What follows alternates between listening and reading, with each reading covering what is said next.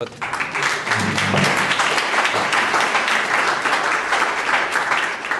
you so much, Kirill. And then, Simon Rabinovitch is our next speaker. And his work combines social and political history with some political theory thrown in for good measure, as he says. And he's passionate about trying to find the answers to big questions of today in little details of history. So the floor is yours, Simon. I just want to be able to see it, that's all. You can. You can? Oh, great. That's better. Oops, better than my phone. Okay. Well, broadly speaking, my research examines the development of Jewish nationalism in late imperial and revolutionary Russia, but I'm looking at this question through what I think is a new angle anyway, which is Jewish autonomy, the idea of Jewish autonomy. And really what I'm saying is that the development of Jewish nationalism as it occurred primarily in multinational contexts, that is the Austro-Hungarian Empire and the Russian Empire, was primarily about transforming a pre-modern idea about Jewish religious autonomy as a corporation, as a separate group, into a modern idea about what Jewish autonomy could be as a secular, national, and religious concept within the modern state. And I guess you could say that politics is always local, as the expression goes. So when people think Jewish nationalism, or even Jewish politics, they tend to think about the development of Jewish politics along the lines of what we understand as the product, right? So on the one hand, Zionism or the nation-state model as the development of Jewish nationalism, and sometimes what's seen as its polar opposite, which would be socialism or Jewish socialism as cosmopolitan, anti-national, as a cosmopolitan or anti-national model. And then there are, of course, combinations that existed between the two.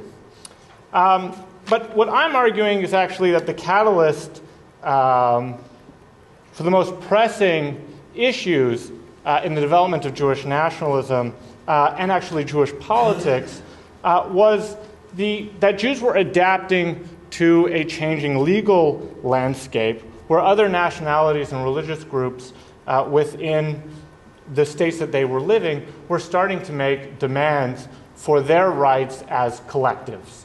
And there's an existing literature about the development of Jewish nationalism that some say, oh, it's just like every other European nationalism, and some say, oh, it's nothing like other European nationalisms. And what I'm saying is it's consistent with the way different groups within Europe evolved according to changes of the law and their expectations as groups. And within this mix of the development of different Jewish national movements and religious movements and things like that, there was a need for Jews to A, define what they were, and B, define what they wanted.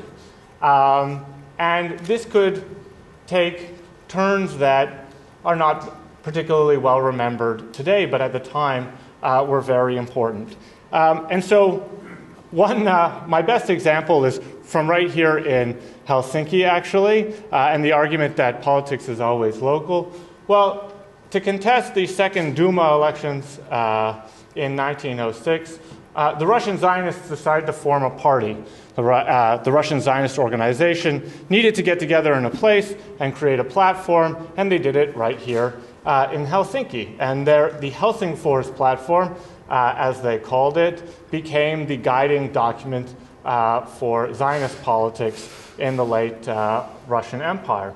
And, well, it was not so much about picking up and moving to Palestine, surprisingly, or somewhere else, and a lot about what the concrete legal demands were for the Jews as a group in the Russian Empire and what they should be. And these were formulated in response to other political parties that were developing among Jews that were making these demands, and they said, well, they're going to be more popular if they're talking about what we can do here and we're talking about what you can do there.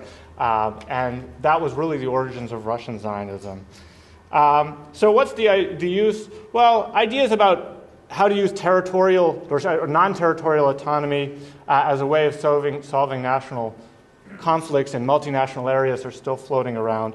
But I think more importantly, it's about the question of how to determine the boundaries of the state's authority over groups, whether religious groups, linguistic groups, or national groups in the modern state that still persists. And there's some obvious examples like the controversial question of Sharia law. This is floating around everywhere. Of course, Jews have had their own separate courts and states all over Europe for a long time, and the United States.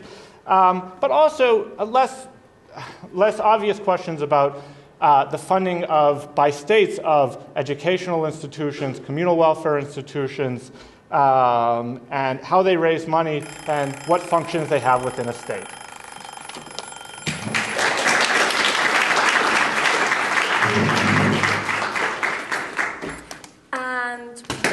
Perfect. I always do something like that. Pete Swirsky, who just walked in, he's our next speaker, and he describes himself as a literary scholar with a background in American studies, training in analytical philosophy, and a temperament of a scientist. And he also says that he aims to strip the varnish of cultural myths and academic dogmas